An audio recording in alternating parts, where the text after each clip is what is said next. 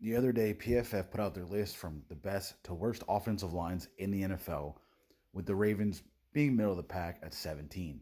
They go on to talk about guys like Ronnie Stanley and Tyler Linderbaum being pretty much the solidified pieces of the offensive line, but then going on to say, however, the other three positions might cause problems for Baltimore's offense. I don't fully agree because I think Rosengarten at right tackle is going to be completely fine this year. He was a rookie last year. That adjustment is always tough for most players going in from college to the NFL, especially being a right tackle, starting right tackle to say the least. It's like, give the guy a chance. Plus, he played a lot better down the second half of the stretch than he did the first half.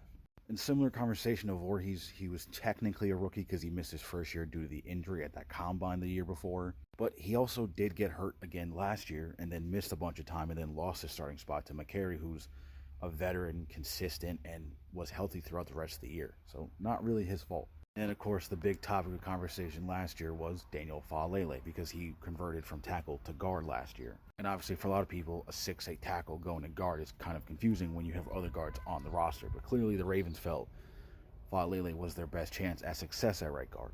And yes, including myself, we all gave him kind of a hard time about it because he wasn't the greatest. But again, second half of the season played a lot better than he did the first half.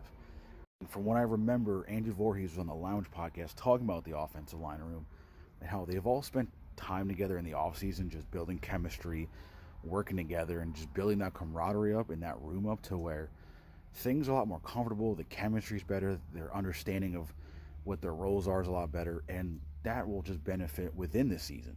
Plus, you have the young guys like Emory Jones, Carson Vincent, Dellinger, you have Samick from last year, some of the veterans they added this offseason. I think this offensive line is going to be completely fine. I think, of course, they're going to have the struggles. It happens, but overall, I think to where we were last year to now, it's going to be a complete 180.